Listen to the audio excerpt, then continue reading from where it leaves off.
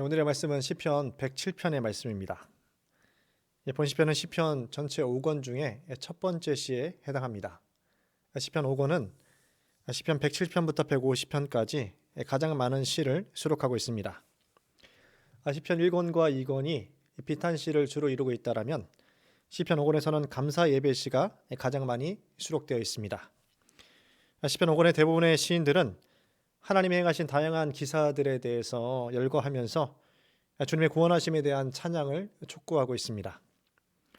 특별히 시편 5권의 특징은 엘로힘이라는, 즉 전능하신 하나님이라는 그 하나님의 이름이 단 7번 등장하고 있다라면 여호와, 또 다른 표현으로 야훼라는 하나님의 이름이 263회 등장하고 있습니다.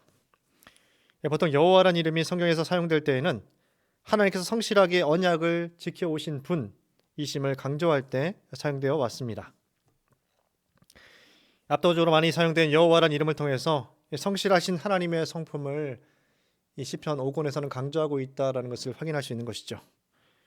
오늘 본문 시편 107편의 구조는 다음과 같습니다. 크게 세 부분으로 1절부터 3절까지는 구속받은 자들을 향한 찬양을 촉구하고 있습니다.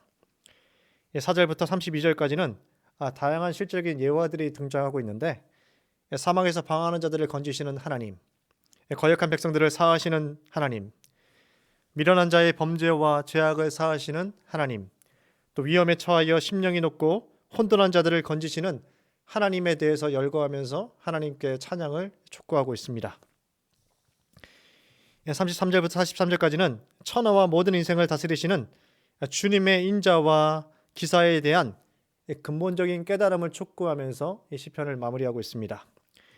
본문의 시인은 여호와 하나님을 찬양해야 하는 이유로 다음과 같이 전하고 있습니다. 시편 107편 9절의 말씀입니다.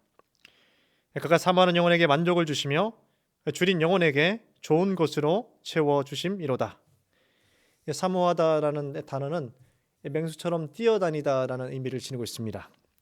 주님을 더 알기 위하여 간절히 사모하며 뛰어다니는 맹수와 같이, 즉 현실의 문제를 극복하기 위해서 하나님 앞에서 신앙을 견지하면서 몸부림치는 것을 의미한다라고 볼 수 있는 것이죠. 여호와 하나님은 당신의 백성이 이 갈급함 중에 주저 있을 상황 가운데 하나님을 향해서 이렇게 갈망하는 이 태도를 취하고 있다라면 구체적으로 필요한 모든 부분들을 채워주시는 분이시다라는 것을 말씀해주고 있는 것입니다. 그런데 시인은 10절 말씀에서 하나님의 백성의 부정적인 측면의 상태에 대해서 전하고 있습니다. 이스라엘 백성들이 흑암과 사망의 그늘에 앉아 있으며 곤고와 쇠사슬에 매여 있다라고 전해주고 있습니다. 그 이유가 이스라엘은 언제나 하나님을 향한 배반의 마음을 품고 배역의 역사를 살아왔기 때문이다라고 고백합니다.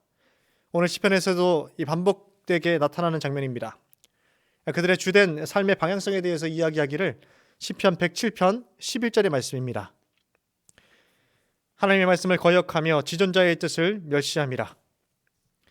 이 성경은 백성들의 현주소를 제시하면서 인과관계로 설명하고 있습니다. 그 원인으로 백성들이 거역하고 멸시한 대상, 즉 하나님에 대한 이야기가 나오고 있고, 이로 말미암아 그 결과 백성들이 흑암 중에 사망 가운데 놓이게 되었다라는 것이죠. 그들이 하나님의 말씀과 지존자의 뜻을 무시하였습니다. 하나님이 주신 계명들을 어기며 또 하나님이 보내신 하나님의 선지자들을, 그 말씀을 멸시하였습니다. 즉 백성들은 언약에 근거한 하나님과 맺은 언약을 잘 지키지 않았고 하나님이 요구하신 명령의 불순종함을 통해서 이러한 결과를 낳게 되었다라는 것이죠. 하나님의 말씀을 멸시한 백성들에게 주어지는 것이 있다면 그것은 바로 하나님의 징계입니다. 시편 107편 12절의 말씀입니다. 그러므로 그가 고통을 주어 그들의 마음을 겸손하게 하셨으니 그들이 엎드려도 돕는 자가 없었도다. 언약에 신실하신, 언약에 성실하신 하나님께서는 이스라엘 백성들을 애굽의 압제에서 건져내셨습니다. 또 약속의 땅으로 이끄시면서 신의 산 언약을 맺으셨습니다. 이를 통해서 이스라엘의 주권자가 되셨습니다. 그러나 그 언약의 대상자인 이스라엘 백성들은 하나님의 말씀에 불순종하며 하나님의 말씀을 멸시하는 이 태도를 취했다라는 것이죠. 결국 스스로의 약하고 패역한 존재됨으로 인해서 하나님의 징계를 받게 되었다라는 것입니다. 하나님의 문제가 아니라 이스라엘 백성들의 문제가 있다라는 것이죠. 하나님께서는 이스라엘 백성들에게 끊임없이 당신의 사랑을 드러내셨습니다. 또 모든 은혜와 복을 베푸셨습니다. 그럼에도 불구하고 그 복을 받았음에도 불구하고 하나님을 대적하는 모습을 한결같이 취했다라는 것이죠. 이런 백성들을 향하신 하나님의 입장에서는 두 가지의 선택이 가능하십니다. 첫째로 백성들을 버리고 새로운 민족을 택하는 것입니다. 출애굽기 32장 9절과 10절의 말씀을 제가 읽겠습니다. 여호와께서 또 모세에게 이르시되 내가 이 백성을 보니 목이 뻣뻣한 백성이로다. 그런즉 내가 하는 대로 두라. 내가 그들에게 진노하여 그들을 진멸하고 너를 큰 나라가 되게 하리라. 모세가 시내산에 하나님을 만나러 올라가게 되었죠. 바로 이때 이스라엘 백성들은 금송아지를 만들어서 하나님을 배반하였습니다. 이 하나님께서는 이스라엘 백성들을 이제는 버리시겠다라고 말씀하시자 이 모세의 중보 기도를 통해서 회복되어지는 장면이 바로 이 장면입니다. 두 번째로 이러한 백성들을 향하신 하나님의 입장에서 두 번째 선택은 약속에 근거하여 그들을 징계하시고 또 깨우치셔서 다시 하나님의 자녀로 삼는 방법이 있습니다. 대부분 다 하나님께서는 두 번째 방법을 취하시죠. 육신의 부모가 혹시 자녀를 버릴지라도 우리 하나님은 결코 자녀를 포기하시는 법이 없으십니다. 이스라엘에게 당장의 고통스러운 일이 따른다 할지라도 하나님은 당신의 백성들을 회복시키기 위해서 그들에게 고통을 주심을 통해서 이 죄악을 뉘우치고 결정을 번복할 수 있는 기회를 주고 계십니다. 이 모든 고통의 과정을 통해서 그들의 마음을 낮추시며 깨우치시는 과정을 허락하신다는 사실입니다.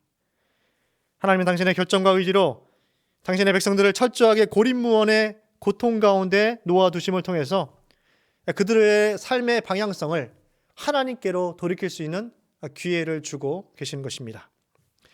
시편 107편 13절의 말씀입니다. 이에 그들이 그 환난 중에 여호와께 부르심에 그들의 고통에서 구원하시되. 본시편에서 이 구절을 후렴구처럼 계속해서 반복하고 있습니다. 6절과 13절과 19절과 28절에 비슷한 상황을 통해서 이스라엘 백성들이 하나님을 배역하고 다시 하나님께서 이런 말씀을 통해서 돌이키시는 내용들이 기록되고 있습니다. 이스라엘 백성들은 궁핍한 상황에 직면해서야 비로소 근본적인 대안, 해결책이 되는 하나님께 돌아오는 선택을 행하였습니다. 세계적인 플루이스트 송솔나무라는 분이 계십니다. 2011년 동일본 대지진이 났을 때 이 공연 스케줄을 뒤로 하고 현장으로 날아가서 대피소를 돌며 몇 주 동안 자비량 순회 콘서트를 행하였습니다. 당시 공연 장소가 쓰나미로 인한 원전 사고로 일본인들조차 꺼려하는 지역이었다고 합니다.